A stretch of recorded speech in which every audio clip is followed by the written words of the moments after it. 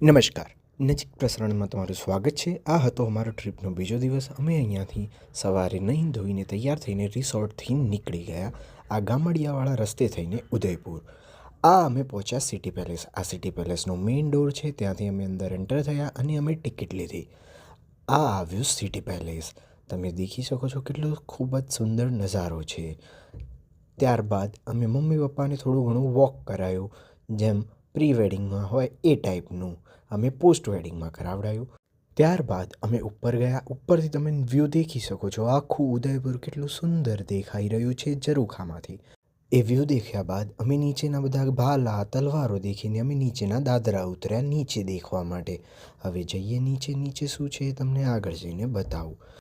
નીચે આવતા જ અમે આ સરસ મજાનું એમ્બિયન્સ જોયું. કેટલું ખૂબ જ સુંદર દેખાઈ રહ્યું છે. અમે લોકોએ પણ વિચાર્યું કે અમે ઘરમાં આવું કંઈક કરાવીએ.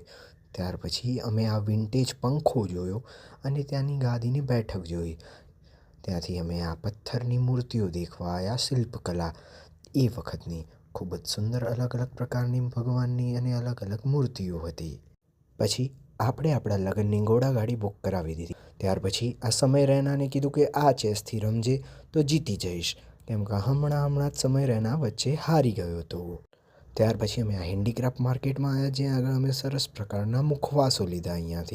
અહીંયા દરેક લોકોને ધંધો કરાવી દીધો, 5 દુકાનોને.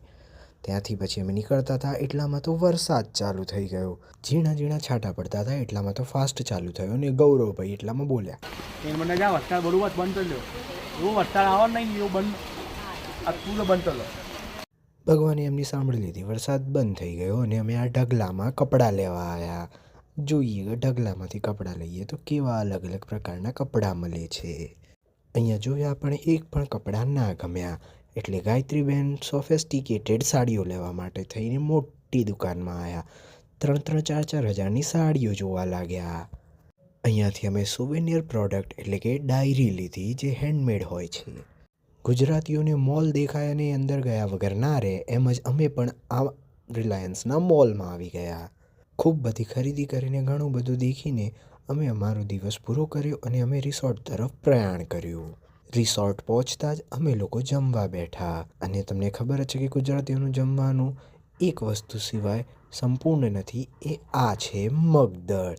મેં મગદળ ખાઈને દિવસ પૂરો કર્યો. મળીએ નવા પ્રસારણ સાથે.